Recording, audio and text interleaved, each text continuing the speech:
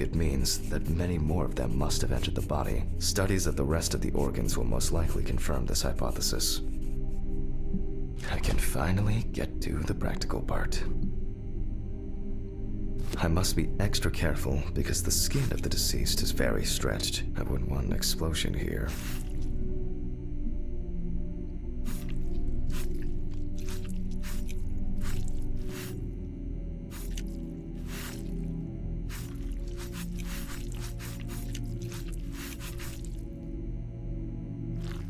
You can immediately see a very large swelling of the organs. In addition, all internal organs are very congested.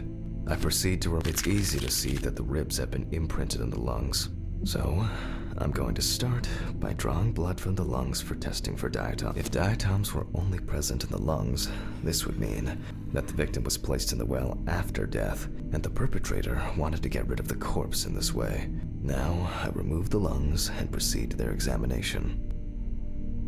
Taking the lungs in my hand, I feel that the tissues have lost their elasticity, which is the result of water emphysema. In addition, there is significant swelling of the organs, and as a result, we have a nice imprint of the ribs. The emphysema itself, it's clear how far it's progressed, which is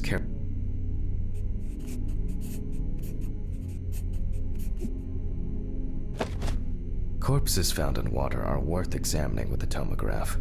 However, I can't count on such luxuries, so I must reach for a more archaic technology: a bucket and water.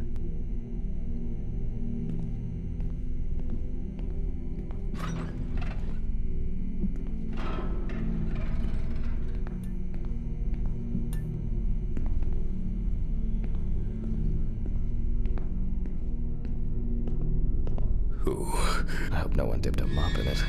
It's best to go to the lab for this.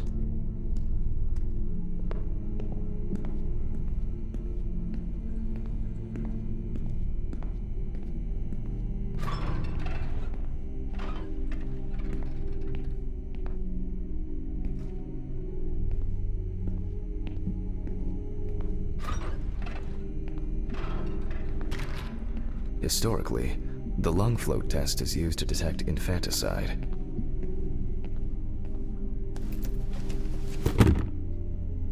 The water should be at room temperature.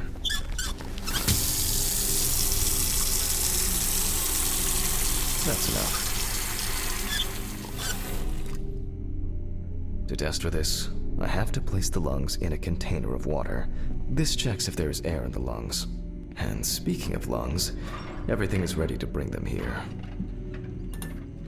Oh, Jesus.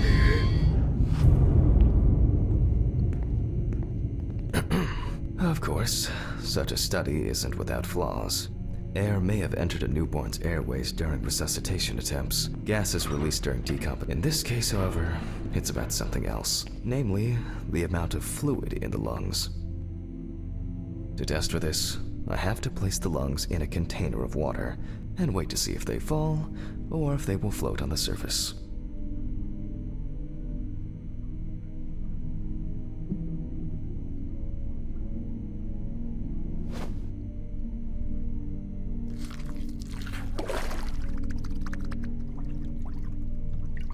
Just as I assumed, the lungs collapsed easily.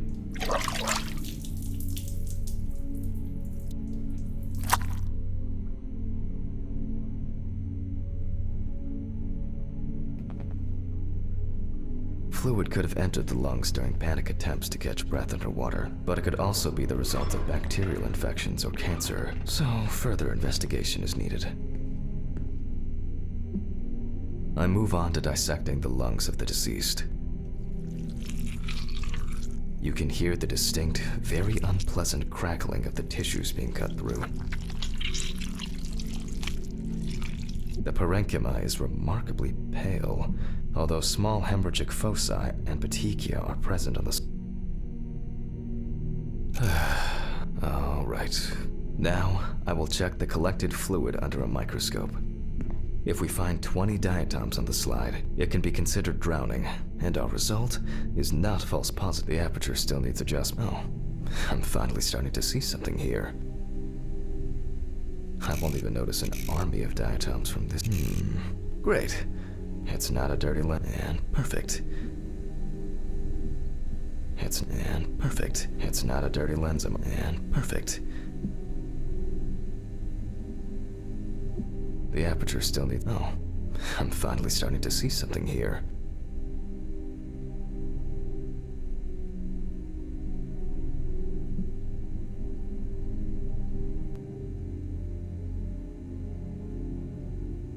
I won't even notice an army of diatoms from this distance. Great. This way I'll see if I'm dealing with a... It's not a dirty lens, I'm afraid, but rather a bad focus.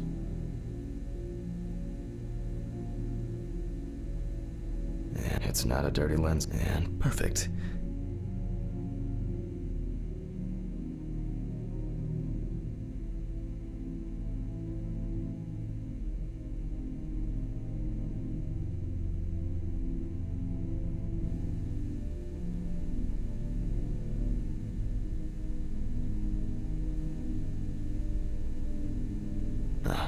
As expected. In solution, the diatoms are clearly visible. There are smaller and larger clusters of them. There will definitely... I'll make a note of all this. So far, this case looks pretty standard. It's clear from the beginning that it's drowning. Well, the procedure requires me to check everything anyway. So, I move on to checking the other organs. I ligate the heart, and then remove it for inspection. Strongly developed putrefactic hemolysis of the organ can be seen at first glance. Apart from that, no signs of a heart attack or other heart disease.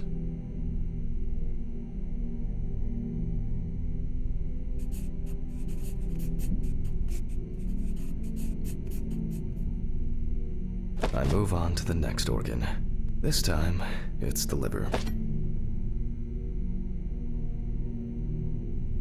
It's immediately apparent that the deceased didn't care for herself. Like most organs, the beginnings of cirrhosis are visible in some areas. I transfer the organ to a board and proceed to dissect.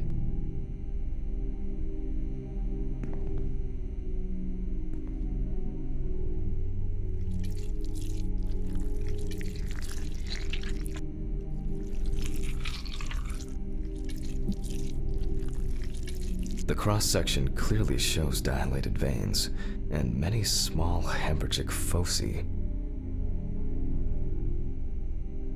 I must admit that this is quite a feat, considering the rather young age of the deceased. Harper enjoyed drinking so much that she might not have lasted a few more years. I move on to the stomach. I take a sample of the fluid for testing.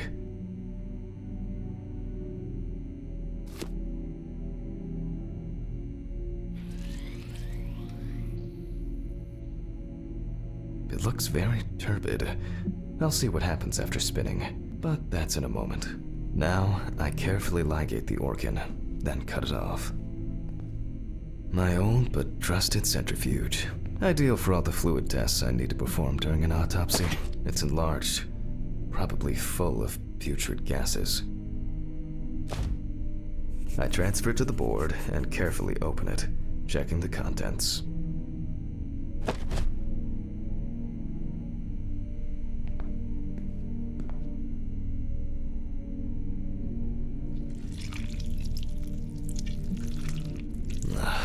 One thing you'd never get used to is how much this task smells.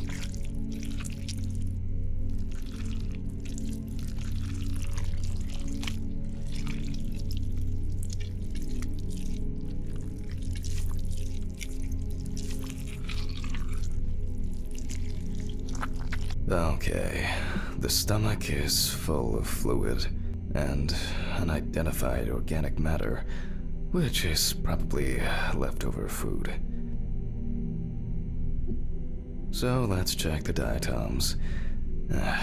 Again, but in a centrifuge for a change. The problem with examining drowned people is being able to show whether the death was due to drowning or whether something else can cramp. Heart attack, such an analysis requires viewing from different angles and a careful interpretation of the collected data. including those from the field. That's why it's so important to collect as many samples as possible. Unfortunately.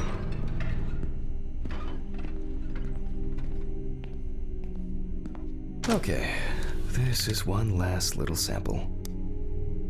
Now, set.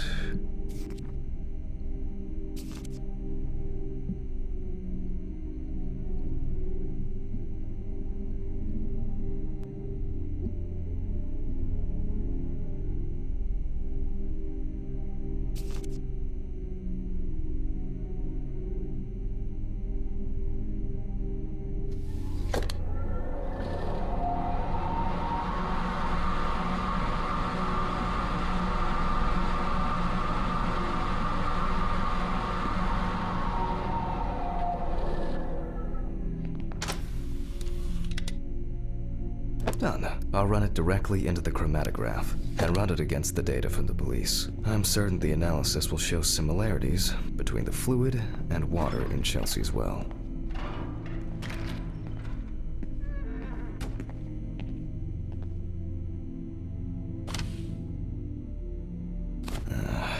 Let me think. 3 milliliters should be fine.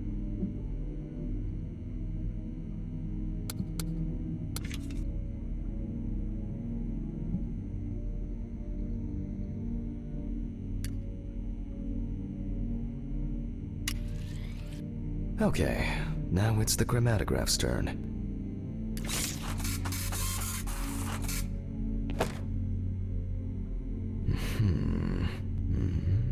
Yes. The water sample matches the one provided by the police. Well, the results are... I was hoping it would be a more interesting case.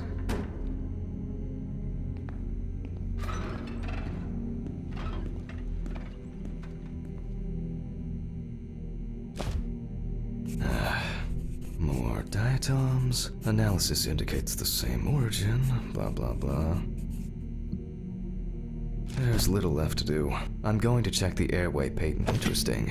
Looks like there's something stuck in the trachea. I'm moving to the board for further inspection.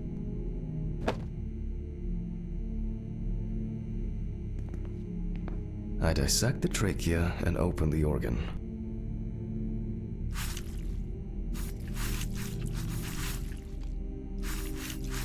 Inside, I find a wedding ring. This is interesting. Let me look at it. Based on the size, I can say that it's a woman's wedding ring, quite standard from the outside. There's an engraving inside. What the fuck? But this is my ring! Alice's ring! But how did it... But this should be at home. I have it! At home. It's...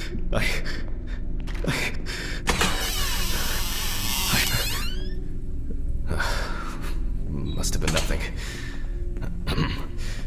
Well, Jesus Christ! Hope these all make it go away.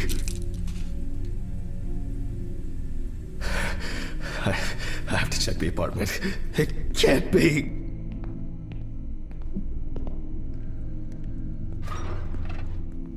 Mr. Ridley. Mr. Ridley! What's all the ruckus? I need to go home. Immediately. What? Now? I have to. Have you seen anyone here this morning? Anybody suspicious? No, there was no one. Dorothy was, but only for a moment, then she... What's wrong with you, Henry? Okay. What about the corpse? I'll come back, I promise. Jesus Christ!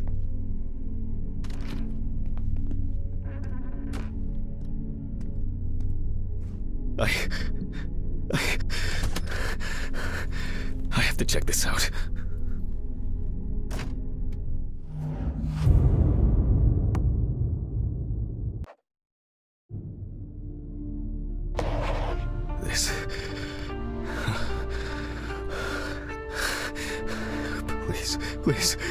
Please be there. It can't be your wedding ring.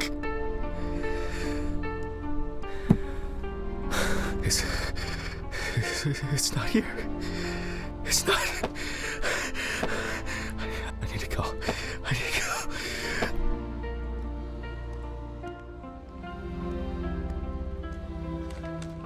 This is sick. Fuck.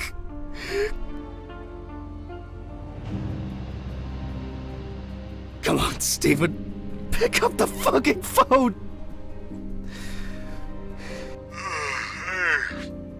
What's up, man? They took the ring. What? What ring? What are you talking about? They took the wedding ring. Alice's wedding ring. One sec. You mean burglary? You said nothing was missing. Yes, I know that. I don't know. I was jittery. Maybe I didn't notice. I don't know, but that's not the worst of it. Calm down, Jack. Breathe. What happened? I found it in the trachea of the deceased I was working on. Do you understand? I pulled it out of a dead woman's trachea. What? I don't know what's going on. You think Red Pete wants revenge? He's playing with me. Huh? I knew it. I knew it from the beginning this is going to happen. I didn't make it up! Jack, listen to me. Try to calm down. Don't leave the apartment. I'll be with you right away, okay? I'm on my way. What sane person would do something like that? Fucking Ridley lets in whoever he likes as usual. What are you saying? Steven? Don't leave me, man. Come on. Fuck. Oh, God, what now? Okay, I need a drink.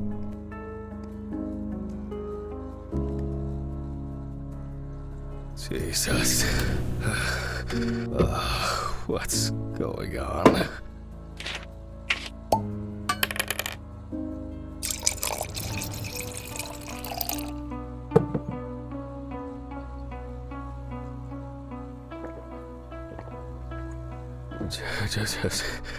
Just one sip more. Yep.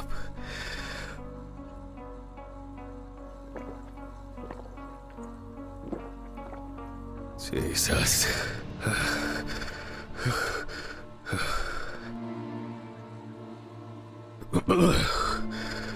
Okay.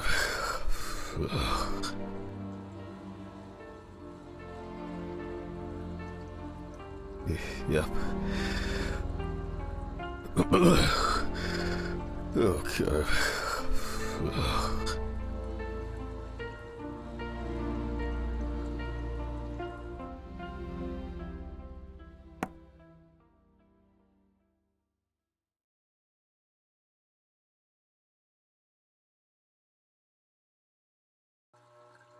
These reports will kill me one day.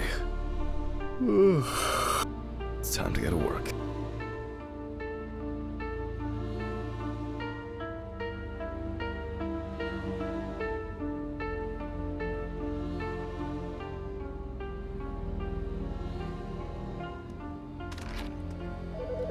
Fuck. Yes? Hi, this is Charlotte. I guess I interrupted you again? Oh, hi. No, I just... I wrote reports in those last sections, and I was just about to leave for work. I always know when to call. Yeah, definitely. What's up?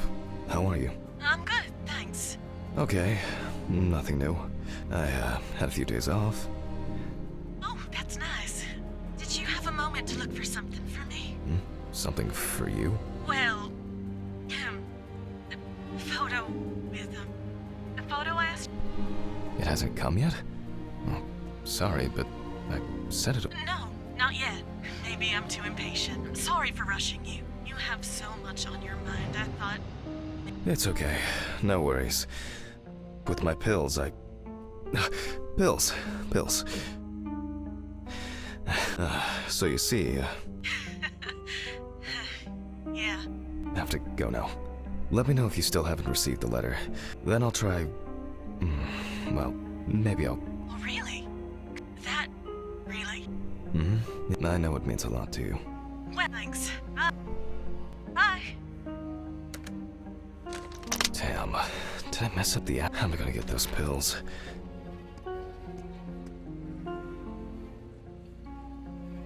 Maybe I should invite Charlotte to do something herself.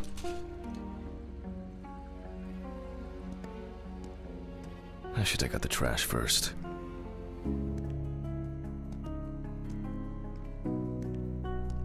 Ugh. Why is it so wet?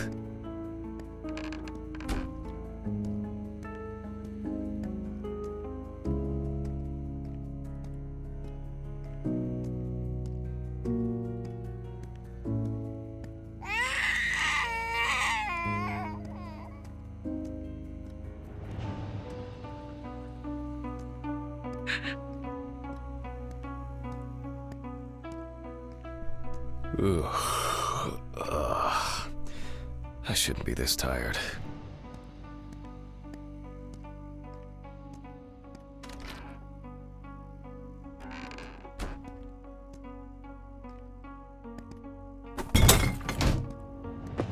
You disgust me.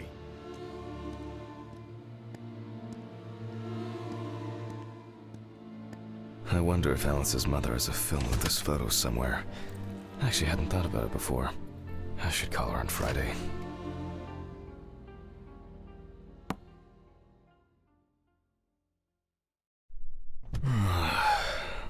Oh, God. Why do I like sleeping so much? Huh? It's just me, Jack. Good afternoon. Isn't it a bit early for you? I missed our invigorating conversations.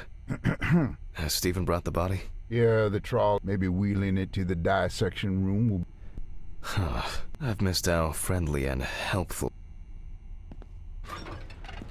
I think I'll get straight to work on this one. Focusing on something will do me some good.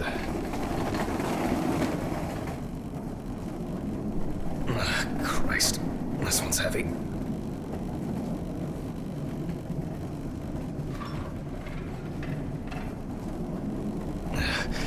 Hey, Mr. Ridley, I need help. I can't lift this bag myself.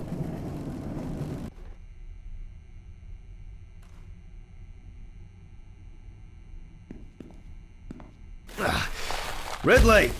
Ugh, wasn't easy, but at least I can start. A new package must have arrived. I guess Dorothy ordered it.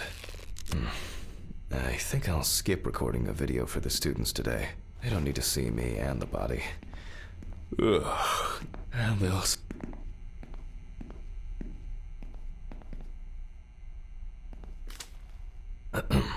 November 27th, 1991, 5:14 p.m.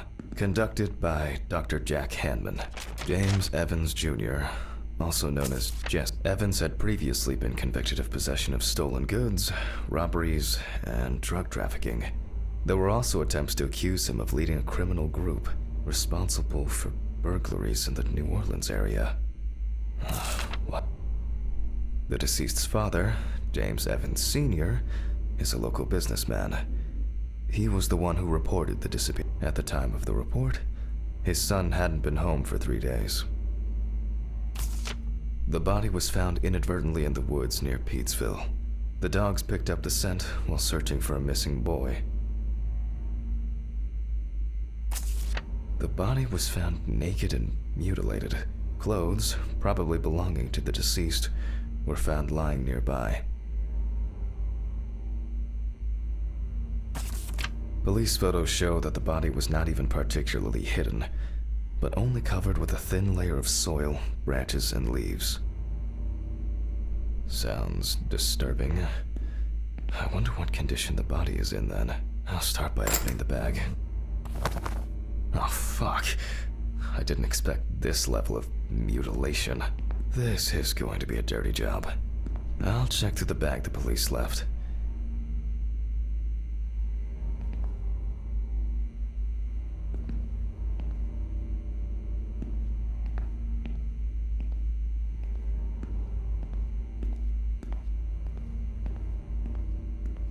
Maybe there will be something worth noting about the victim's clothes. Leather belt. You can see that it's been serving its owner for a long time. Plain cotton t-shirt. Classic jeans. Interesting. Most of the blood is visible around the neckline. However, after decapitation, something's stuck here. It looks like some kind of ectasis. Mainly traces of soil. It's a bit like the perpetrators pulled his shirt. Certainly not my style. Traces of blood and plasma. It could have been used to stop or reduce bleeding. The bloodstains don't appear to be related to any injuries on the body. The deceased must... A lighter, engraved with the police insignia. It looks somehow... it's probably a coincidence. Traces of dirt mixed with blood and rubbed leaf litter. Heavens must have been crawling, or was dragged along the ground.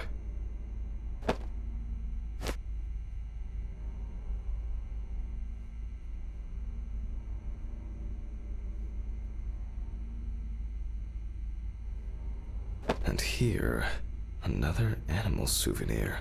It looks different than the previous one. The only thing I can tell from the clothes is that... Okay, I'll take a look at the scales. They seem too different. Dorothy once brought an animal encyclopedia here. She performed an autopsy on an exotic animal smuggler. The guy suffered an accident while transporting illegal animals. Not only were the police needed on site, but it took nearly a day to round up his cargo. Dorothy had a hard time with that case. Did the impact kill him? Or did one of the animals he was transporting do him in? They even talked about it on the news. People were terrified that some reptile would just come out of their can and grab him. Okay, the book.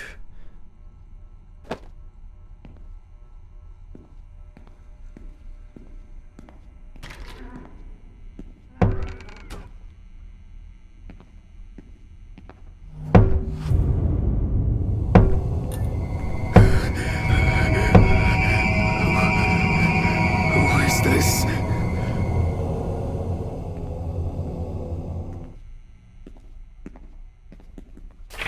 All right.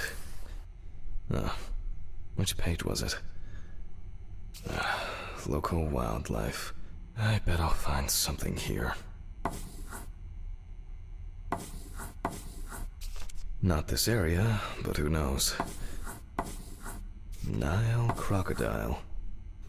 Formerly worshipped as a god in ancient Egypt, and today, just by how it doesn't seem to be fake. Very similar, but the color is, well, this scale makes more sense than the previous one. How did it end up here? So, either someone donned in crocodile products was around the deceased, or one of them attacked him. I'll examine the body and take photos. If an animal attacked him, there'll be traces. Ugh, Christ.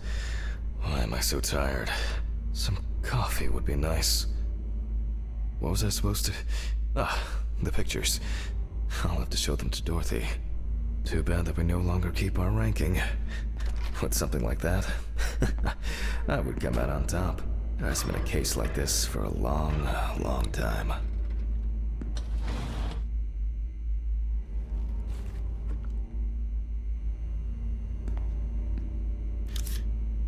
All right, I'll begin.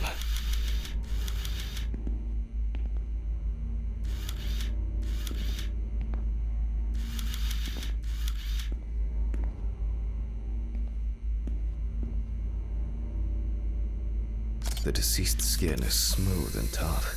This suggests an advanced stage of decomposition of the corpse.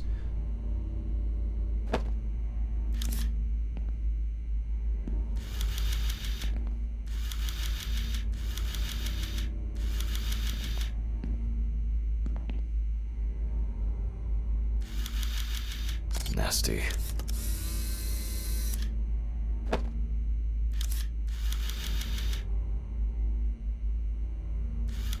Such a wound could not have occurred during the victim's lifetime.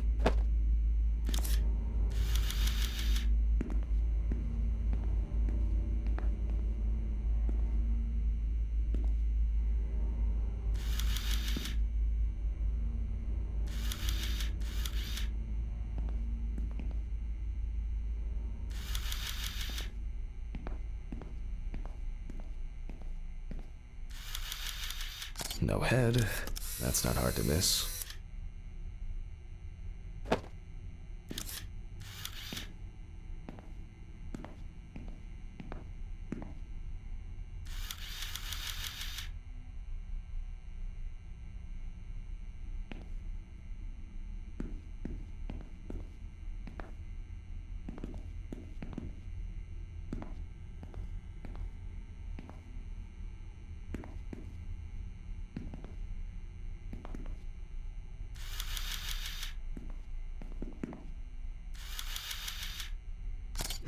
Interesting. This needs to be investigated further.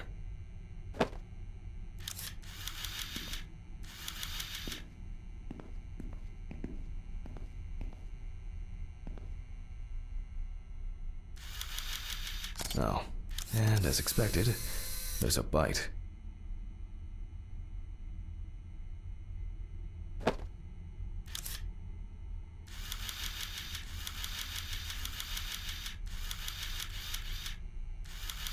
Evans couldn't have tied himself up like that. It looks like some sort of attack or kidnapping.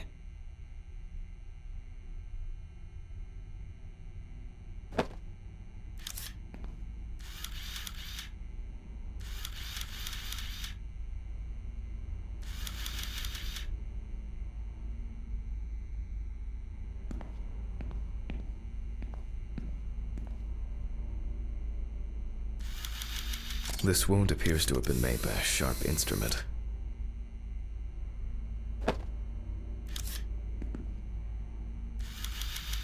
It's unlikely that a human would make such a wound.